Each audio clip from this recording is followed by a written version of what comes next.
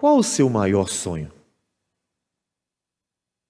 O que você gostaria, sonha, deseja? É claro que você não vai me contar agora, mas eu quero que você pense. Coisas que realmente alegrariam o seu coração. Eu sei que para alguns seria o sonho da casa própria, é considerado o sonho mais comum de todo, principalmente talvez brasileiro, mas eu diria do ser humano. Outros terão outros sonhos diferentes. Qual é o seu? Mas tendo pensado em algo que você realmente gostaria muito, deixa eu me fazer uma outra pergunta. E o que você mais teme? De que você mais teria medo ou tem medo? O que assusta? O que assusta você? Dois pensamentos opostos. O maior desejo, o maior medo. Nós vamos para o capítulo 4 de Hebreus. E o capítulo 4 de Hebreus nos lembra que mesmo o seu maior sonho, seu maior desejo, ainda não é tão grande quanto aquele que Deus prometeu para nós. Assim como nem mesmo o seu pior pesadelo seria tão terrível quanto aquele que muitos terminarão vivenciando por causa do último dia, o dia da volta do Senhor. Vamos fazer a leitura de Hebreus capítulo 4. Diz assim a palavra do Senhor.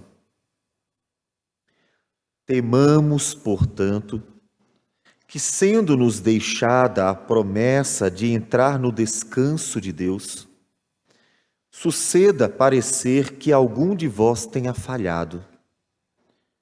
Porque também a nós foram anunciadas as boas novas, como se deu com eles.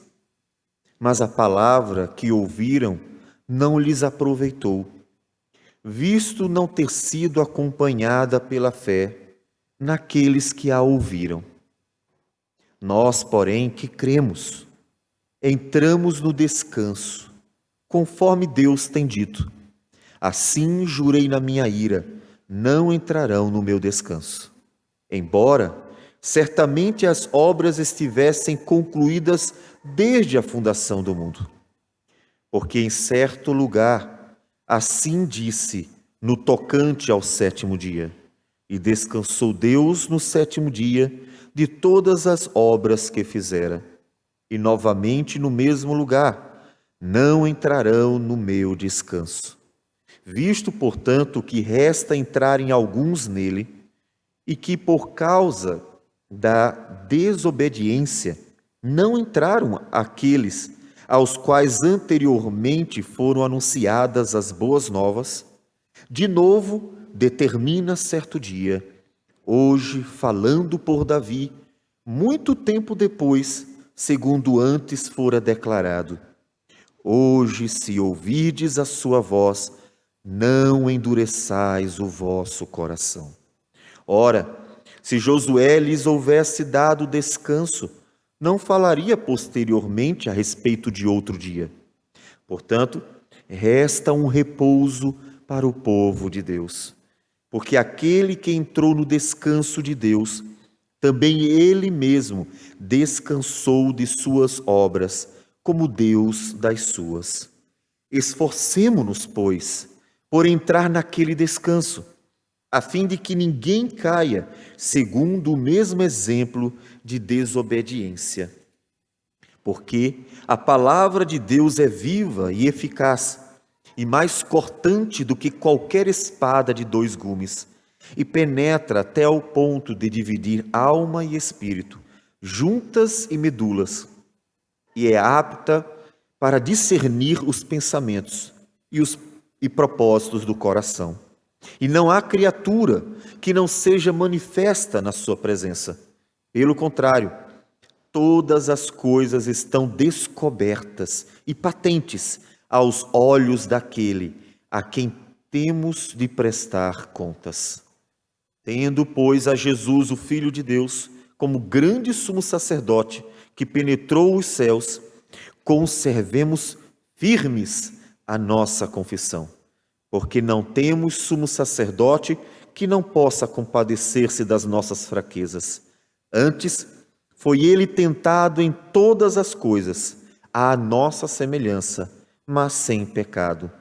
Acheguemo-nos, portanto, confiadamente junto ao trono da graça, a fim de recebermos misericórdia e acharmos graça para socorro em ocasião oportuna.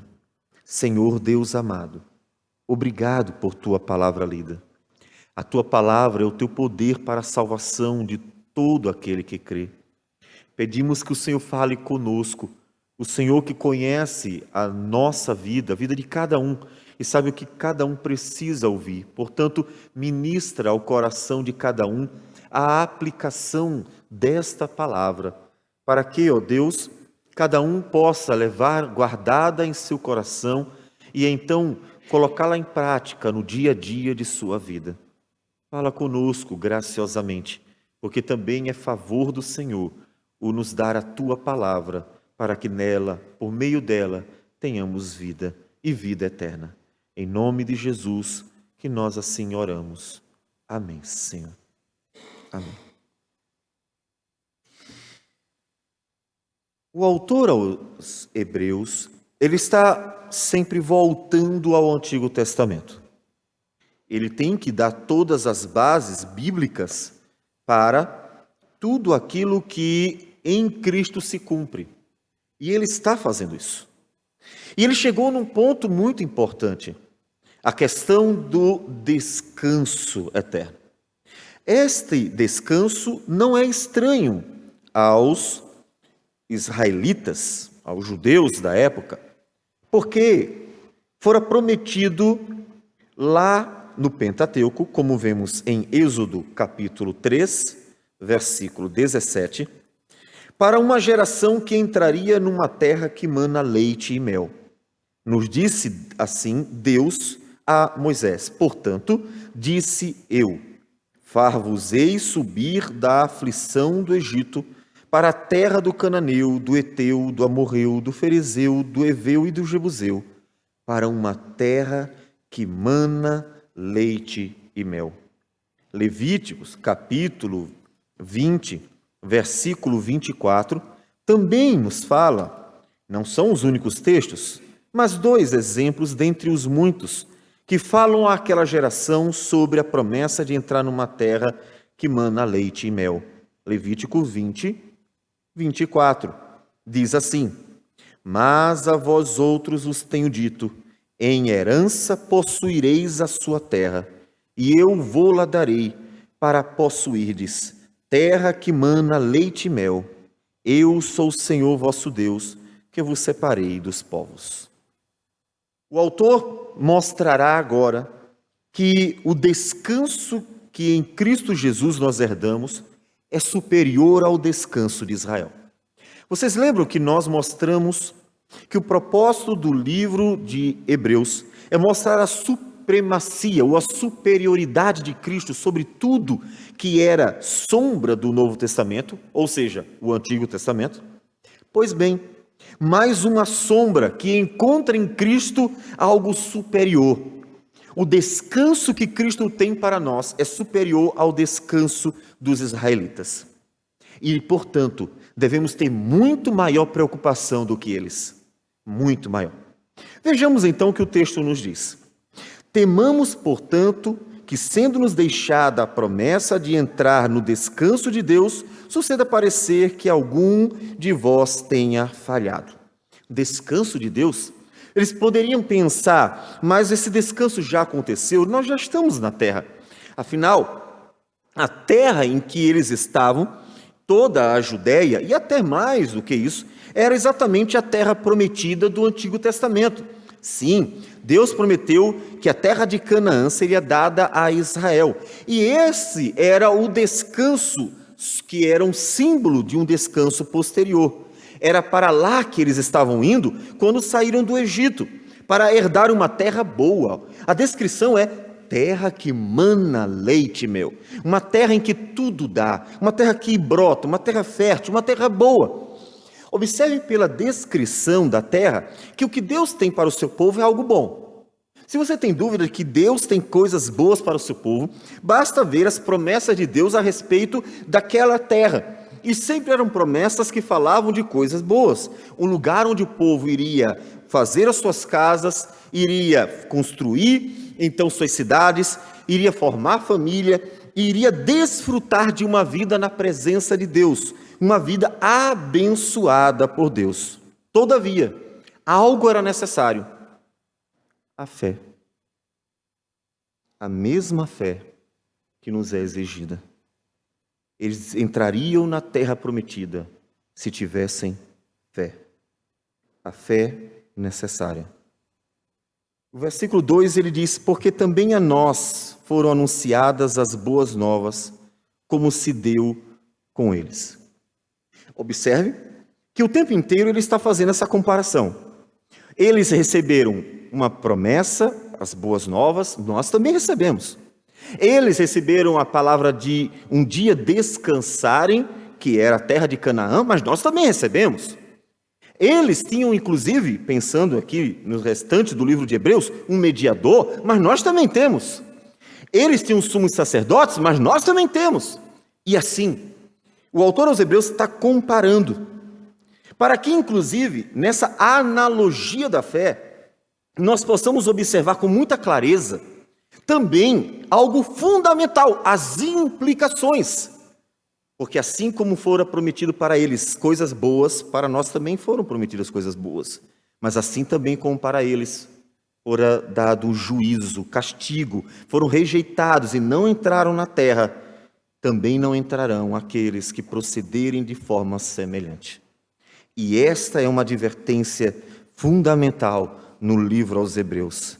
Se Deus rejeitou aqueles que não creram no dia do Antigo Testamento, quando ouviram as palavras de Moisés, servo de Deus, quanto mais não rejeitará Deus aqueles que, ouvindo o Filho de Deus, que nos fala a sua palavra, acerca de promessas superiores e de um descanso superior, imagine se estes não serão também excluídos por causa da incredulidade. A nós também foi anunciado boas novas, a eles foi. Imagina um povo no deserto. Um povo que estava caminhando por um lugar ermo. Agora, ainda volta mais ainda, um povo que estava como escravo no Egito. A situação não era boa. E a notícia que veio a eles é: Deus está conduzindo vocês para um lugar que mana leite, meu. Uma boa notícia, uma boa nova. Mas que eles não creram. Eles não creram.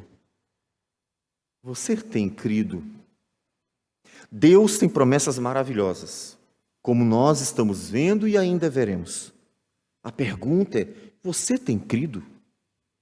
Você tem certeza que as promessas de Deus são fiéis e verdadeiras?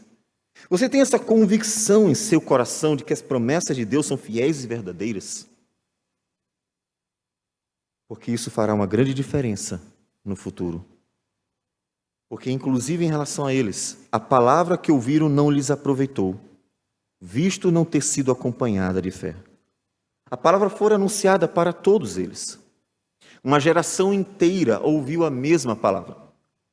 A palavra que Moisés pronunciou, mas que ele mesmo recebeu. A palavra que Caleb ouviu da parte de Deus, por meio de Moisés. A palavra que Josué ouviu também, a mesma palavra que Caleb ouviu. E a palavra que todos os outros ouviram foi a mesma palavra anunciada por boca de Moisés a todos os israelitas. Foi a mesma, não houve diferença. Não houve uma distinção. Olha, uma promessa para Josué é uma, a promessa para Caleb é outra, e a promessa para os demais ainda são outras promessas. Não. A mesma palavra, a mesma promessa, tudo exatamente o mesmo. Todavia, eles não creram.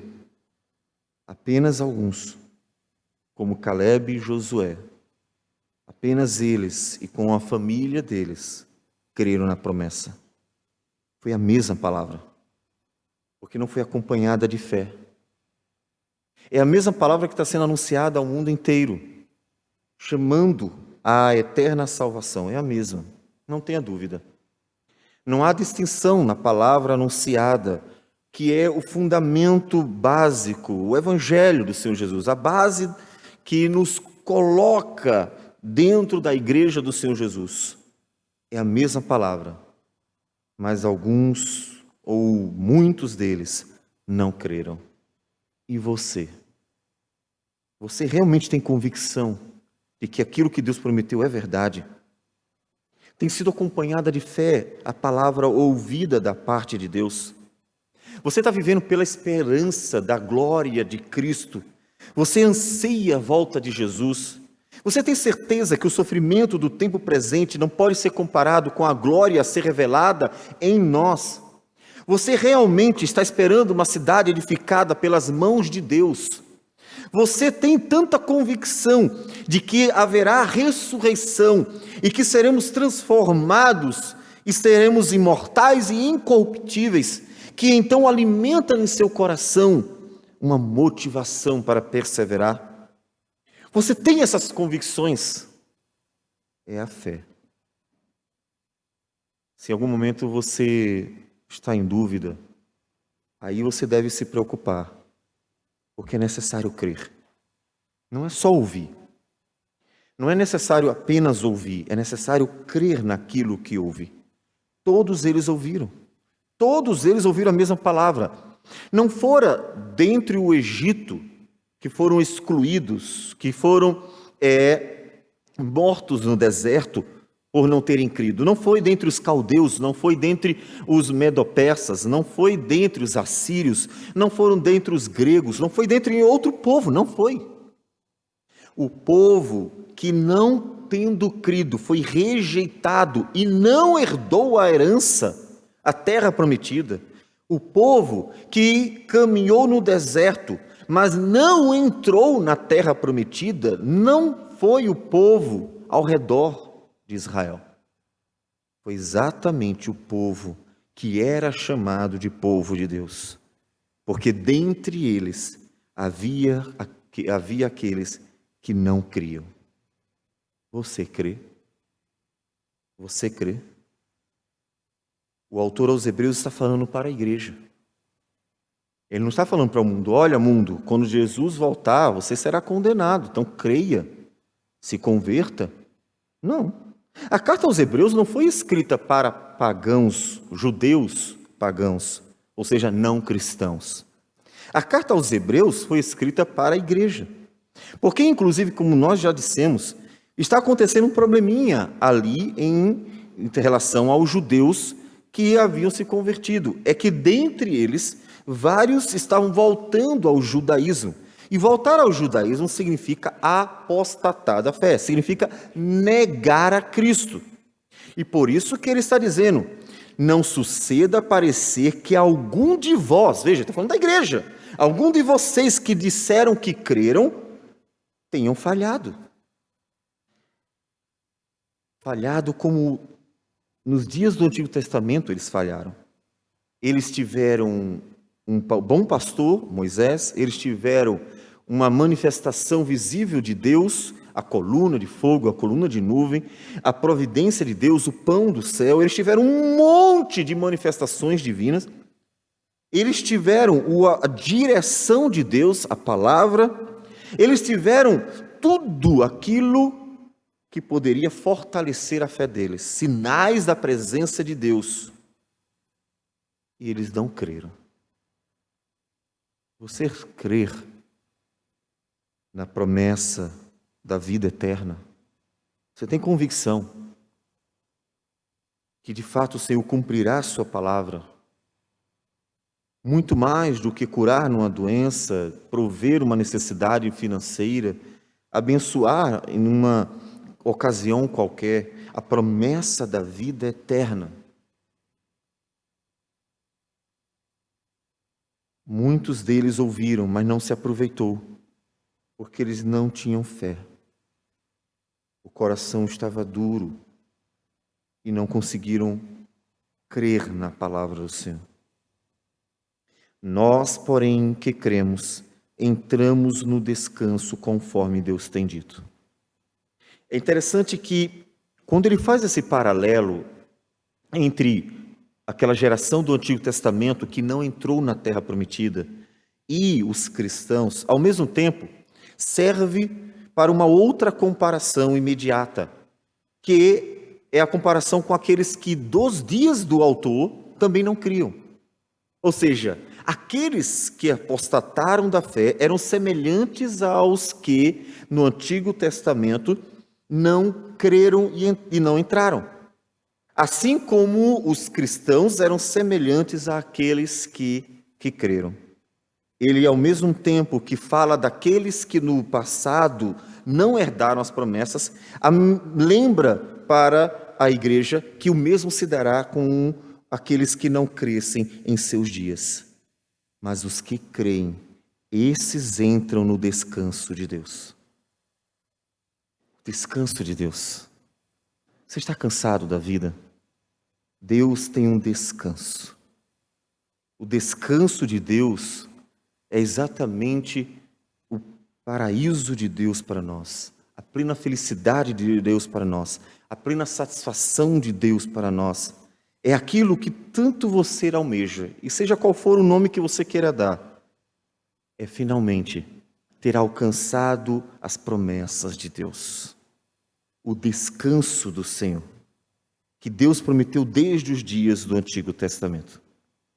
E aí o autor nos lembra que esse descanso é até muito anterior ao descanso da Terra Prometida. Quando lá em Gênesis, capítulo de número 2, versículo também 2, diz, ou 1 e 2, assim, pois, foram acabados os céus e a terra, e todo o seu exército. E havendo Deus terminado no dia 7º a sua obra que fizera, descansou nesse dia de toda a sua obra que tinha feito. E abençoou Deus o dia 7º e o santificou, porque nele descansou de toda a obra que como Criador fizera. Ali Deus fez todas as coisas. E se você tinha dúvida, vamos esclarecer todas mesmo. Ou seja, o novo céu e uma nova terra também fora preparado ali. Tudo que tinha que acontecer, tudo que teria que ser executado foi feito ali. Naqueles 6 dias, Deus preparou todas as coisas e descansou. O novo céu e a nova terra não há de ser preparado, já está pronto. E é por isso que então o autor traz a lembrança que quando Deus descansou, Ele descansou de tudo. Portanto, a promessa da vida eterna, mesmo tendo sido feita posteriormente, já estava preparada. Já estava preparada para aqueles que herdariam. E algo que é muito superior à terra de Canaã. É muito superior. Agora, quem vai entrar lá? Lembra dos seus sonhos? Me diga, qual é o melhor sonho que você tem? Qual o maior desejo que você tem? Será que pode ser comparado com aquilo que Deus prometeu para o seu povo? Aquilo que Deus prometeu e há de cumprir? Algo que é tão maravilhoso, porque preencherá a nossa vida completamente. Ou seja, nós seremos completos. E ser completo é não precisar de nada. Ser completo é não ter falta de nada. E nós estaremos completos no que diz respeito a tudo aquilo que deve ser, é claro.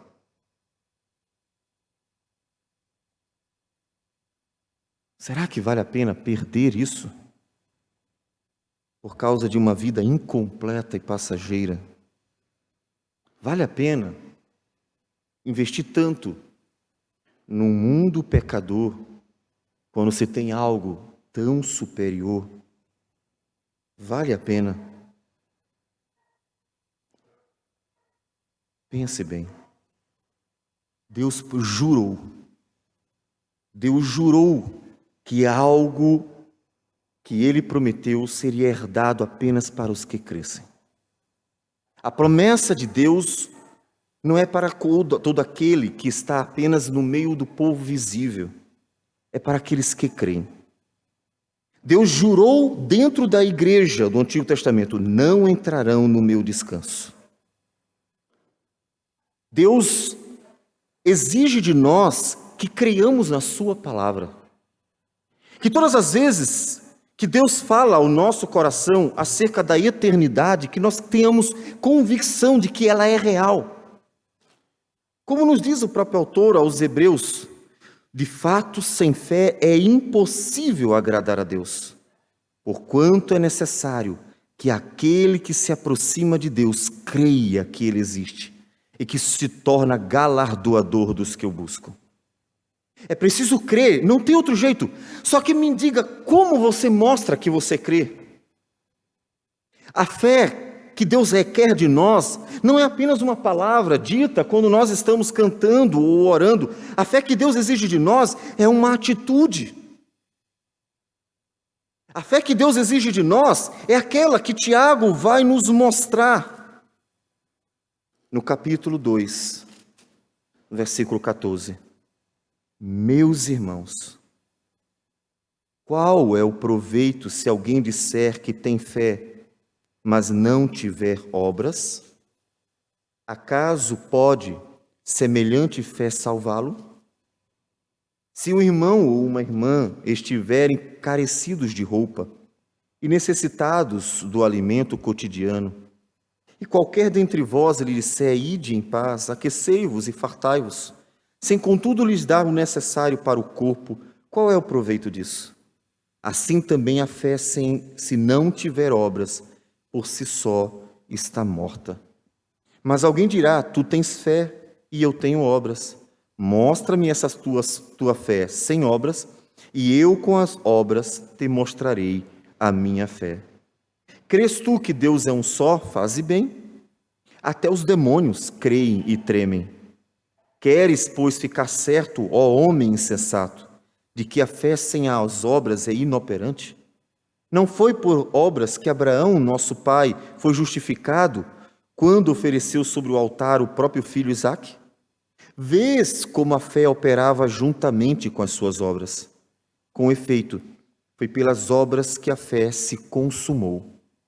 E se cumpriu a escritura, a qual disse: ora, Abraão creu em Deus, e isso lhe foi imputado para a justiça, e foi chamado amigo de Deus. Verificais que uma pessoa é justificada por obras e não por fé somente. De igual modo, não foi também justificada por obras a meretriz Raabe, quando acolheu os emissários e os fez partir por outro caminho? Porque assim como o corpo sem espírito é morto, assim também a fé sem obras é morta. Deus quer que nós creiamos, nós temos que crer. A herança da vida eterna, o descanso prometido, aquele descanso que nós herdaremos, só será herdado por meio da fé. Não há outro jeito. Mas essa fé, ela tem que ser demonstrada. Vou repetir o exemplo da manhã. Na verdade, é uma parábola de Jesus. Jesus diz que um pai chega para dois filhos e a um diz assim: meu filho, vá lá ao campo fazer isso. Ele diz: eu vou, mas passa o tempo e não vai. Ao outro, o pai diz a mesma coisa: meu filho, vá ao campo fazer isso. E aquele filho, naquele momento, por alguma razão, simplesmente vai esbravejar diante do pai: não vou não. Mas ele se arrependeu, pesou o coração, e então passou-se um pouco de tempo, ele foi lá e fez, mesmo sem dizer nada. Jesus pergunta para aqueles que estavam ouvindo: me digam, qual dos dois fez a vontade do Pai? Aquele que apenas disse que ia, mas não foi? Ou aquele que esbravejou, disse que não ia, mas no final arrependido terminou obedecendo? Qual fez a vontade? De forma semelhante, a fé que Deus requer de nós não é apenas uma série de palavras proferidas diante das pessoas, que eu sei que qualquer pessoa que se autoproclamar cristão vai anunciar. Com certeza dirá diante das outras pessoas, mas eu creio, mas eu creio, mas eu creio, mas eu creio, mas eu creio. A pergunta é: Deus tem visto essa fé na sua vida? Uma fé prática, concreta, real. Ele vê que você anda pela fé.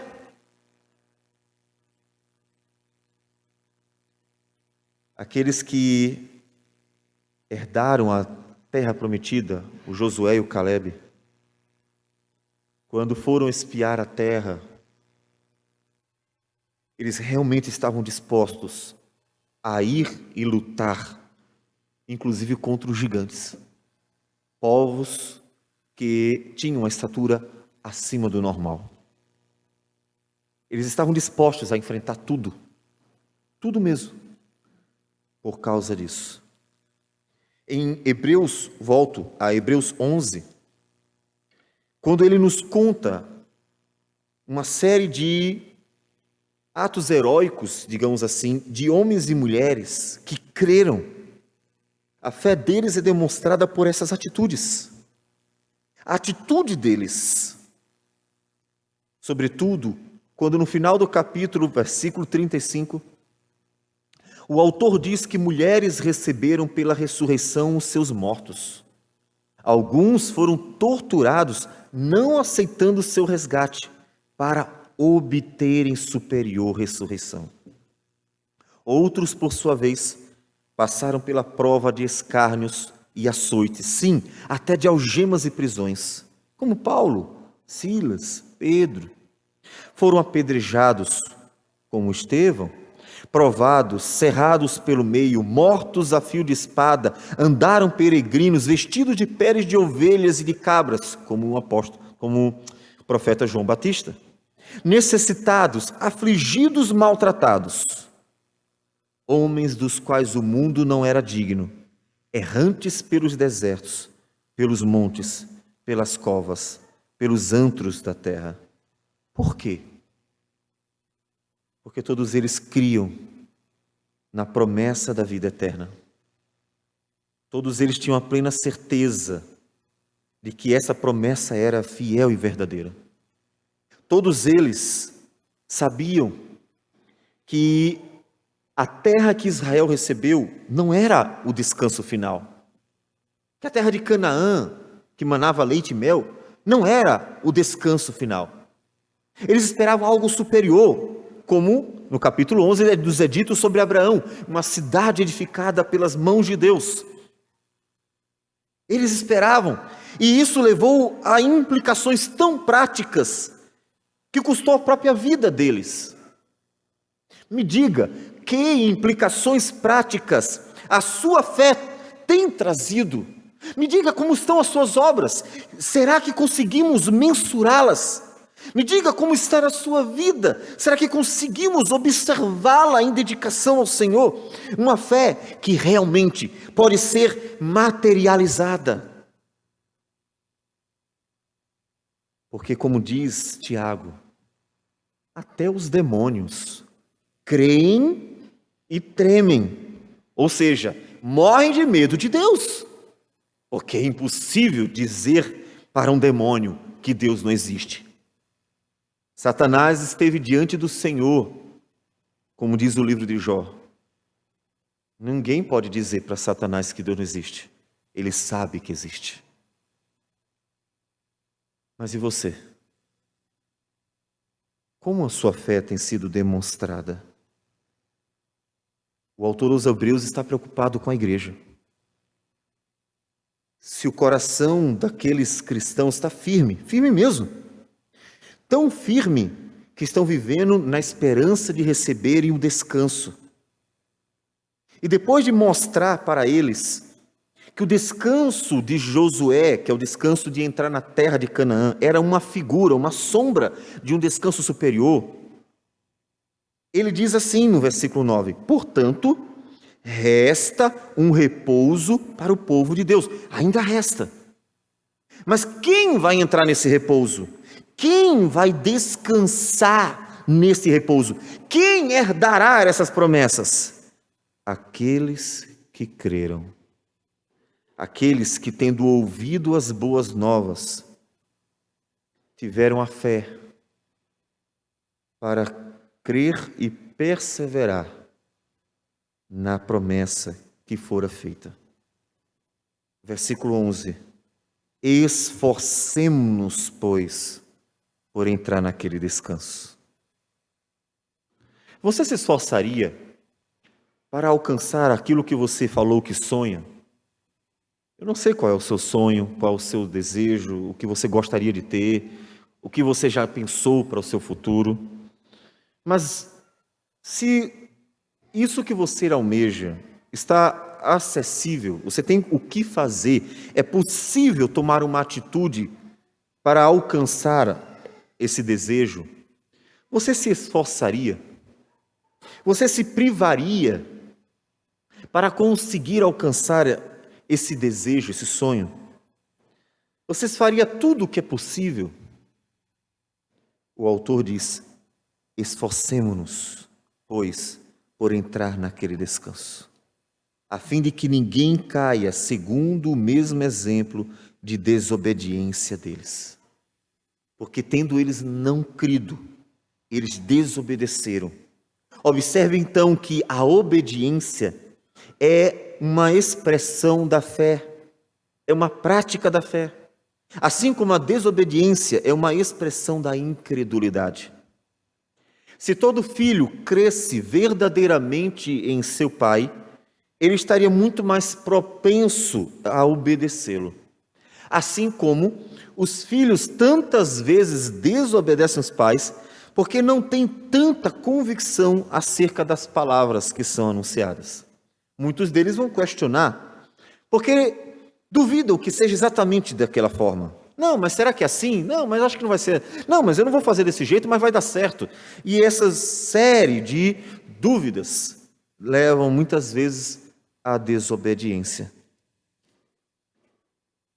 Observe que o autor não apenas está conduzindo a gente para um lugar maravilhoso, ele está fazendo nós nos preocuparmos com o lugar terrível, com o pior pesadelo. Ele está nos mostrando que nós temos algo para alcançar que realmente é tremendamente maravilhoso, e é tão maravilhoso que é superior às promessas alcançadas no Antigo Testamento. É algo melhor, é melhor do que aqueles sonhos que os homens têm. É algo superior, mas assim também é superior, terrivelmente superior, o castigo daqueles que não herdarão o descanso prometido. Você precisa crer, você precisa mostrar que crê, realmente mostrar que crê. Aos Colossenses, Paulo diz assim, capítulo 3, versículo 1: portanto, se fostes ressuscitados juntamente com Cristo, buscai as coisas lá do alto, onde Cristo vive, assentado à direita de Deus. Pensai nas coisas lá do alto, não nas que são daqui da terra.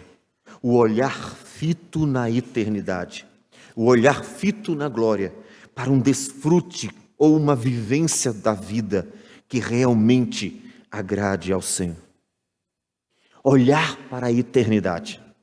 A igreja precisa ser alimentada com o olhar para a eternidade, o desejar a eternidade, para viver em busca da eternidade,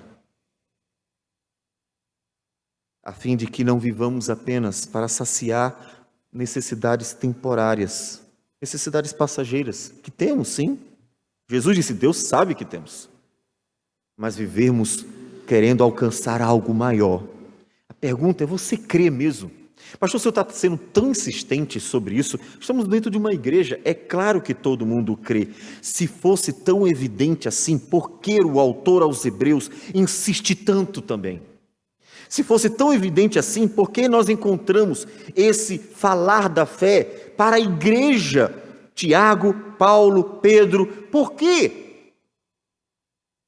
Porque é comum aos homens que eles falem para as pessoas que creem, mas o seu coração não é realmente, ou não está realmente nas promessas do Senhor. Não está realmente firme nestas promessas do Senhor. E é por isso que tão facilmente trocamos uma vida de dedicação ao Senhor por qualquer outra opção que seja mais interessante aos nossos olhos. Você precisa se esforçar. Você precisa olhar para o Senhor e perseverar. Eu não posso desistir, mesmo que o mundo se abale ao meu redor, eu não posso desistir. Mesmo que a minha vida desmorone, mesmo que tudo fique ruim, eu não posso desistir. Mesmo que as promessas do mundo sejam tão grandes, que encham os meus olhos, que encham minha boca d'água, mas eu não posso desistir, porque a única forma de alcançar o descanso eterno, a completude da vida humana, é de fato perseverando numa fé legítima, numa fé que é mostrada na vida, uma vida de perseverança, uma vida de dedicação, o testemunho da verdadeira fé.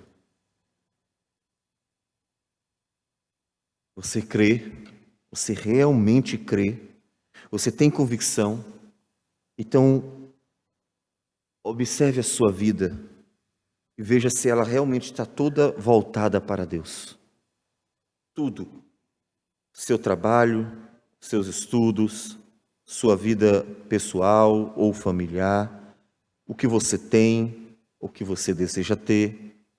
Observe se sua vida está toda voltada para o Senhor. Não só porque Ele deu, tudo é dele. E é óbvio que se tudo é dele, tudo deveria ser dedicado a Ele. Nada mais certo, mais justo. Mas também pela esperança de algo maior. Pela esperança de algo maior. Eu desejo tanto algo maior que a minha vida está sendo subjugada. Paulo usa a figura de uma pessoa que se esforça para alcançar a medalha, se esforça para alcançar a recompensa como um bom atleta. Ele tira tudo de si, porque ele sabe que se ele tirar tudo de si, quando vencer, algo lhe será dado, haverá uma recompensa, um esforço, uma dedicação. O quanto você está se esforçando, o quanto você está se dedicando, tem certeza que está fazendo o máximo?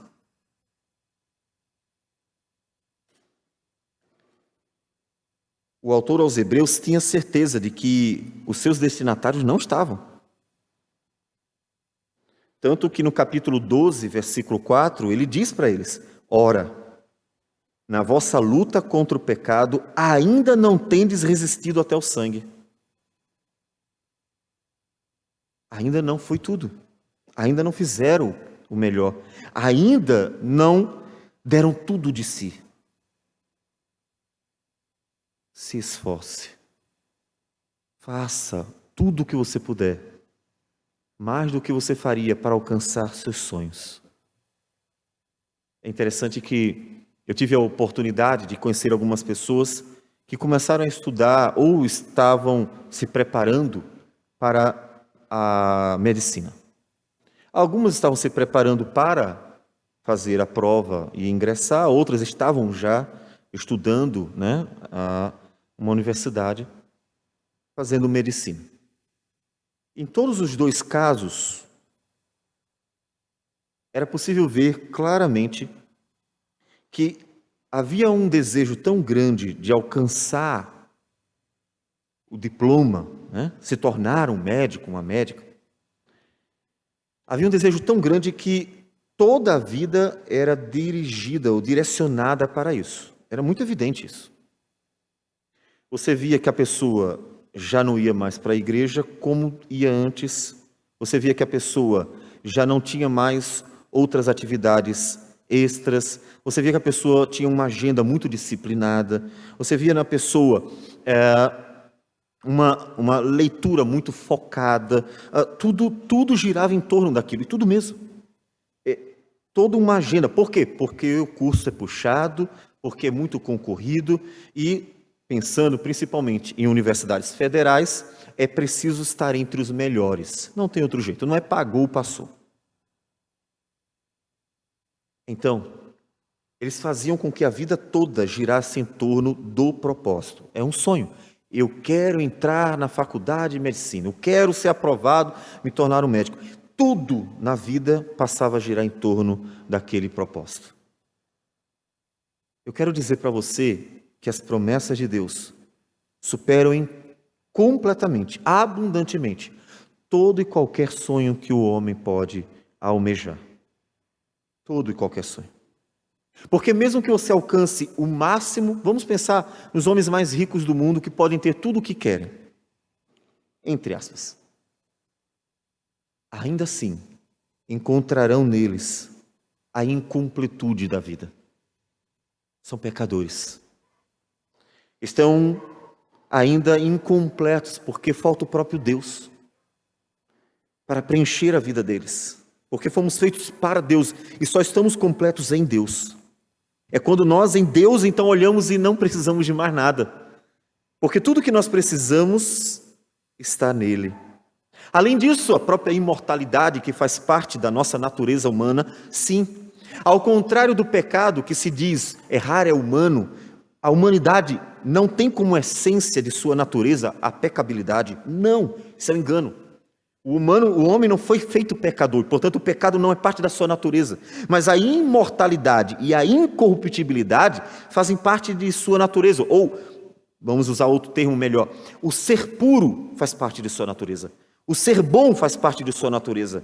O ser imortal, a morte é um inimigo, é um parasita, entrou na vida humana. Portanto, quando Jesus voltar, nós vamos ser completos, porque nós voltaremos a ser imortais, voltaremos a ser puros, só que agora ainda mais incorruptíveis, ou seja, puros para sempre, seremos completos. E um ser completo é um ser feliz. Um ser completo é um ser que não precisa de mais nada. Um ser completo é como olhar para uma mesa, é olhar para um ambiente, e ele está tão magnificamente ornamentado, ou para uma mesa posta, que está tão bem preenchida, com todo o banquete que um homem pode desejar, é de tal modo ver essas coisas completas, que não precisa de mais nada. Precisa de mais algum jarro aqui? Não, está perfeito. Essa é a ideia. Está tão bom, tá tudo tão no lugar certo, tão harmônico, está tudo tão direitinho, que não precisa de mais nada. A mesa está tão farta, tão bem preparada, a comida, todas elas se combinam tão bem, que essa mesa não precisa de mais nada. É isso estar completo. É o ser humano que vai estar completo, então vai estar feliz. Ele não vai precisar de mais nada, porque Deus o completará. Agora me diga, se pessoas conseguem fazer com que tudo na sua vida seja direcionado para um propósito, elas abrem mão de diversão, abrem mão. Lazer, diversão, cinema, shopping, praia, tudo aquilo que se pode ter na área do lazer. Abrem mão de tempos gastos com outros afazeres, até deixam outros tipos de cursos, outro tipo de sonhos mais considerados inferiores, menores. Elas conseguem ter toda uma disciplina, mesmo os que não eram, mas para conseguir alcançar aquilo desejado. E eles acordam cedo quando não costumavam, dormem mais tarde, e assim vão se exaurindo, gastam horas e mais horas de estudo, fazendo muito além do que é o normal, porque sabem que aquele esforço será recompensado com o alcance daquilo que almeja, daquilo que deseja, daquilo que sonhou. E uma pessoa dá tudo de si. Por que ela faz isso? É a fé na prática. Ela crê que se ela se dedicar, ela pode alcançar. É uma expressão prática daquilo que ela crê. Agora me diga, será que nós não devemos muito mais mostrar uma fé prática diante das promessas do Senhor? a promessa de um novo céu e uma nova terra. Como diz Paulo em Romanos capítulo 8, pois tenho por certo que os sofrimentos do tempo presente não podem ser comparados com a glória a ser revelada em nós. A ardente expectativa da criação, aguardando a revelação dos filhos de Deus. Aguardando o descanso. O universo aguardando o descanso. O descanso eterno. Finalmente, ter um fim a todo o pecado. Você não almeja isso? O quanto você almeja isso? O quanto você deseja aquele dia? O quanto você está esperando, Senhor? Quero tanto, tanto, tanto aquele dia. Eu quero tanto desfrutar de tuas promessas, das coisas maravilhosas que o Senhor falou, que herdarão aqueles que crescem de verdade, na prática. Eu quero que minha vida gire em torno disso. Eu quero me dedicar ao máximo para alcançar, eu quero me esforçar, como diz o autor aos Hebreus. Eu quero me esforçar, porque eu quero alcançar isso. Foi por isso que Paulo disse, considerei tudo como perda por causa de Cristo, porque nada daquilo que Paulo tinha antes poderia levar ao desfrute desta eternidade, a não ser Cristo. Então, meu irmão, olhe mais para aquele que pode fazer você entrar no descanso eterno. Aquele que pode livrar você do mais terrível temor do homem, você lançado no inferno eterno. Olhe. E como você se aproximará e perseverará nisso? Por meio da palavra. Capítulo 4 de Hebreus, versículo 12. Voltando ao nosso texto. Porque a palavra de Deus é viva e eficaz, e mais cortante do que qualquer espada de dois gumes, e penetra até o ponto de dividir alma e espírito, juntas e medulas, e é apta para discernir os pensamentos e propósitos do coração. E não há criatura que não seja manifesta na sua presença. Pelo contrário, todas as coisas estão descobertas e patentes aos olhos daquele a quem temos de prestar contas. A sua palavra é salvação, mas também será juízo, condenação. Então creia, porque aqueles que ouviram a palavra e creram de verdade, desfrutarão de todas as promessas. Elas são fiéis e verdadeiras. Assim como aqueles que desprezaram, prestarão contas a Deus por não terem acreditado. Mas eu não gostava de ouvir aquele pastor pregando, ou eu não gostava de ouvir, gastar tempo lendo a Bíblia, eu era tão atarefado, eu tinha que trabalhar o dia todo, não dava. Mas era exatamente aquela palavra, a palavra de Deus viva e eficaz, que poderia levar você à eternidade, caso cresça. Todos os dias ela está ao seu alcance, com frequência ela é anunciada aos seus ouvidos. Agora você precisa crer, porque você não fugirá de Deus naquele último dia. O Deus que conhece tudo que se passa no seu coração, você não fugirá dele naquele dia. Então, ao mesmo tempo que você deve desejar a eternidade, saiba que deve temer não ir para lá, porque todos prestarão contas a Deus naquele dia. Então se esforce mais. Você tem dado suficiente valor a esse assunto tão importante? Será que para você é tão importante mesmo? Será que para você é algo que realmente é sério? Você tem considerado realmente a realidade disso? Vida eterna, condenação eterna. Isso tem para você, soa aos seus ouvidos como algo realmente sério, real? Ou parece apenas algo tão vago? Algo que, será que vai acontecer? Talvez você nunca tenha dito que tem dúvida, mas o seu coração não considera a profundidade da realidade destas duas coisas, a eternidade com Deus e a condenação eterna. E por isso não leva a sério. E por isso brinca com Deus, e por isso acha que pode simplesmente ter uma religiosidadezinha qualquer, porque acha que no final das contas, tanto faz, todo mundo vai terminar indo para lá, ou vamos em mutirão. O autor aos Hebreus está preocupado, porque ele tinha plena certeza de que aqueles que crescem na palavra do Senhor, de verdade, entrariam na vida eterna. Assim como aqueles que duvidassem, que deixassem o seu coração guiar, por não terem, de fato, no fundo, tanta convicção assim, não consideravam a realidade daquilo que Deus falou, que esses terminariam indo à condenação eterna. E isso é muito sério. E nós não queremos que nenhum se perca, como ele também não queria.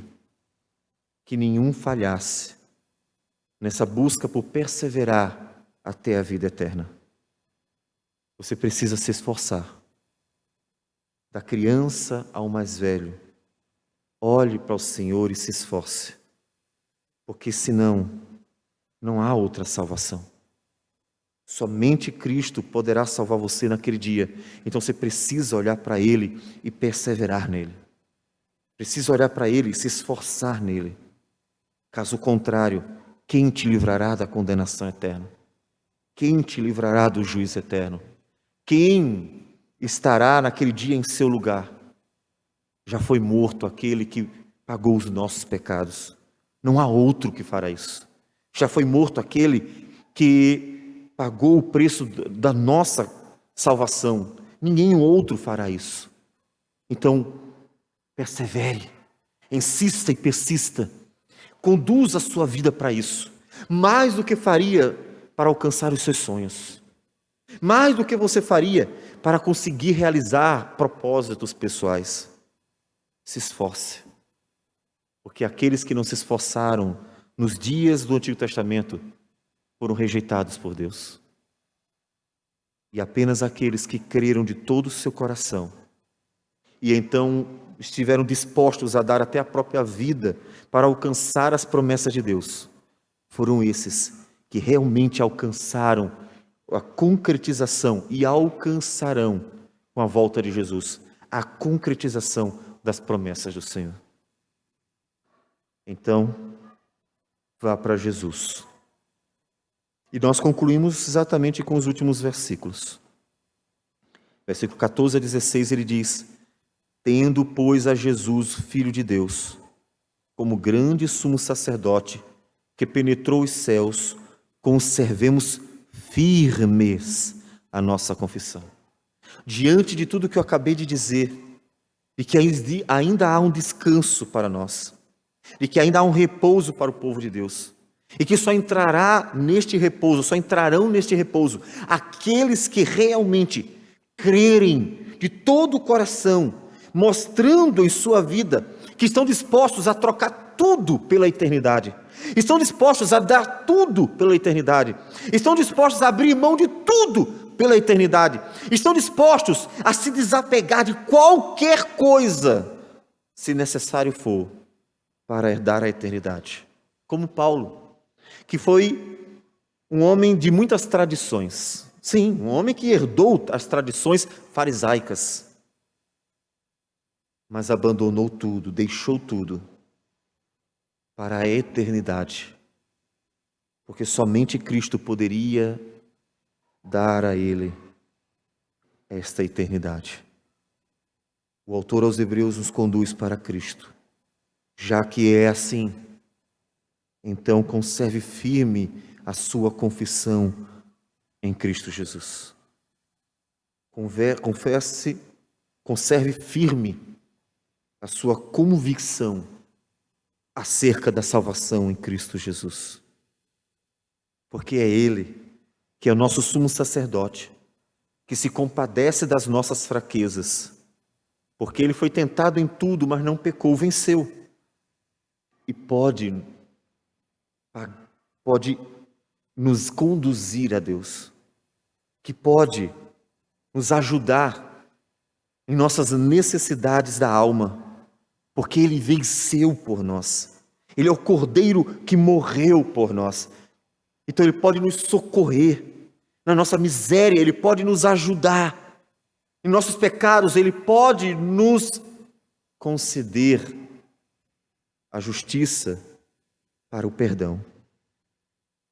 E acheguemo-nos, portanto, confiadamente junto ao trono da graça, a fim de recebermos misericórdia e acharmos graça para socorro em ocasião oportuna. Então se achegue a Jesus. Você crê em Jesus? Tem certeza? Então que sua vida toda realmente esteja direcionada a Jesus. Você realmente crê em Jesus?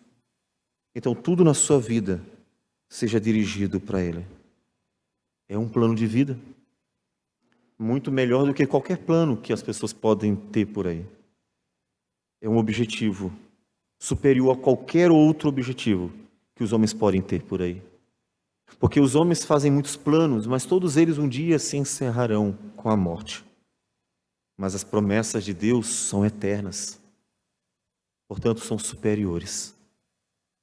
Então, direcione a sua vida para Jesus e viva de tal modo pela fé em Jesus que o seu coração esteja disposto a fazer tudo aquilo que Jesus mandar. Tudo aquilo que Jesus quiser. Jesus, o Senhor quer o que de mim? Estou aqui, Senhor, eis-me aqui. Estou disposto a dar tudo para herdar a vida eterna em Ti. Estou disposto a viver para Ti completamente. Esforcemo-nos para entrar naquele descanso. Senhor, eu quero realmente a eternidade. O que o Senhor quer? A obediência que revela a fé do coração do homem. Não é fazer algo para ser salvo, mas é uma obediência que expressa uma genuína fé. É uma obediência que mostra que realmente crê, como aqueles dois filhos. Um disse que ia, mas não foi. De que adianta dizer que tem fé e não fazer? Tiago diz, olha, até os demônios creem. É uma obediência que revela a fé. Então, Senhor, o que eu preciso fazer? Aí você ouvirá, como tem ouvido a palavra de Deus falando constantemente. Meu filho, negue-se a si mesmo. Meu filho, deixe de ser orgulhoso. Meu filho, faça assim, faça assado. Daquele jeito, não vá por aqui, vá por ali. E todas as vezes que você diz assim, sim, Senhor.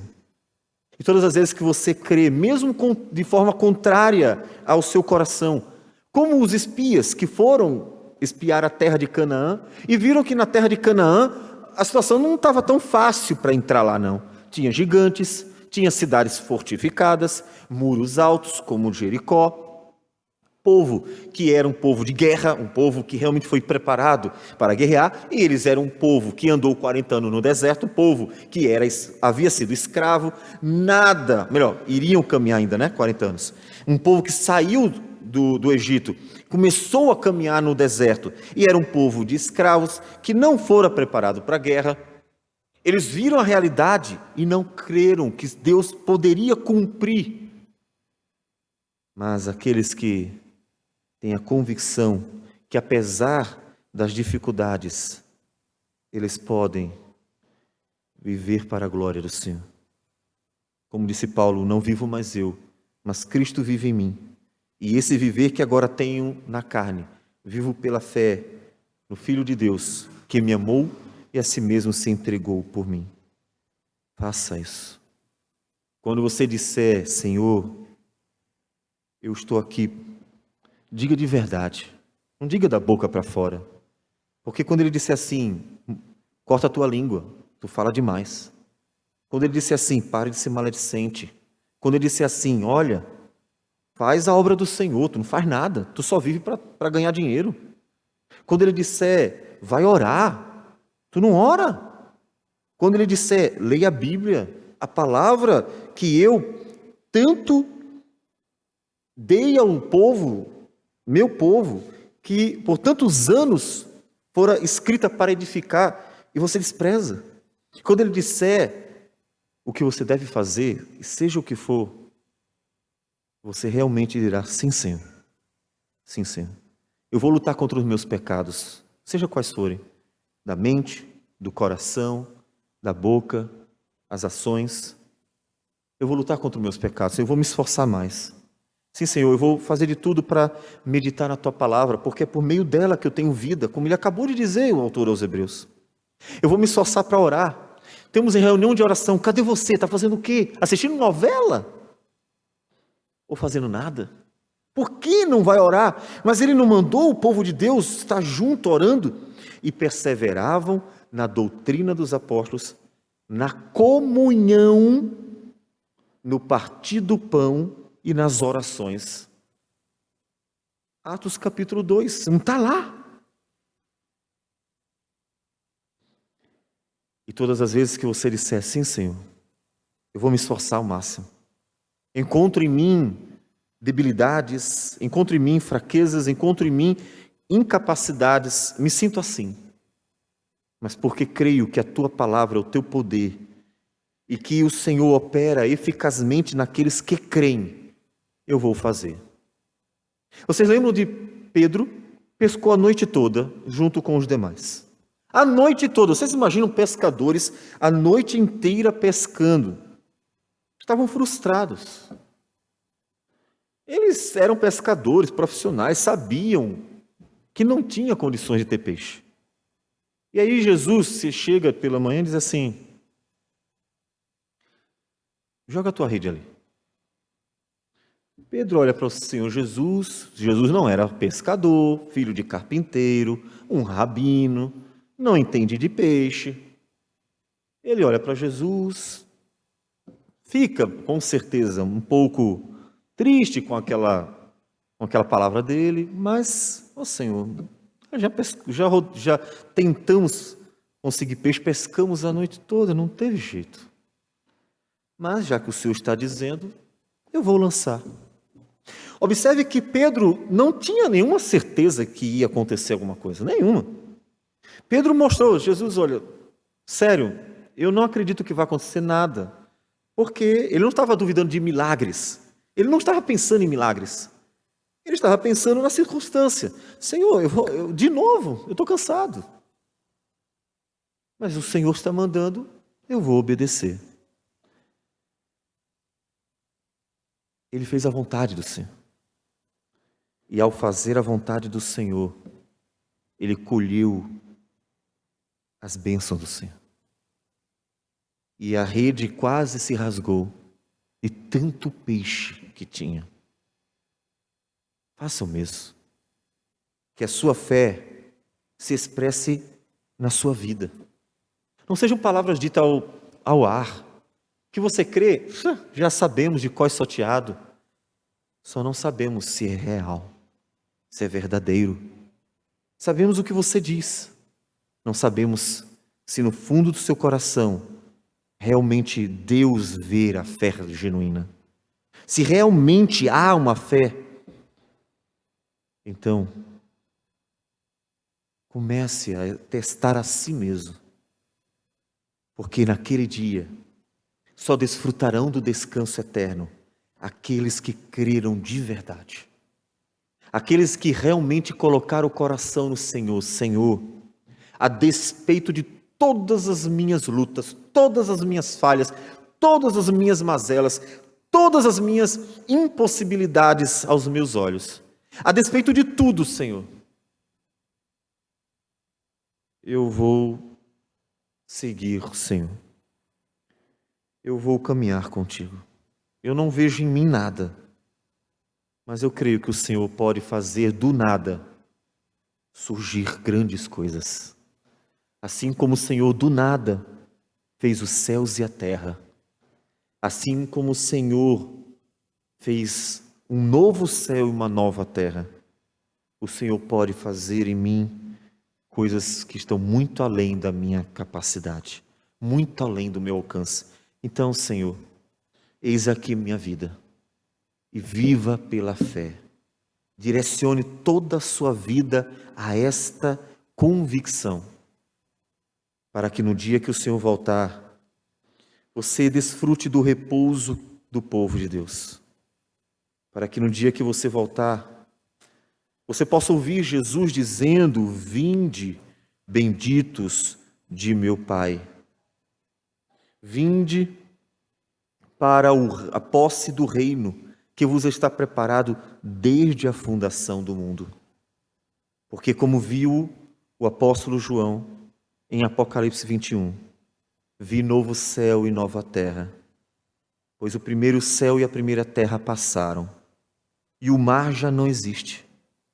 Vi também a cidade santa, a nova Jerusalém, que descia do céu da parte de Deus, ataviada como noiva adornada para o seu esposo. Então ouvi grande voz vinda do trono, dizendo: eis o tabernáculo de Deus com os homens. Deus habitará com eles. Eles serão povos de Deus, e Deus mesmo estará com eles. E lhes enxugará dos olhos toda lágrima, e a morte já não existirá.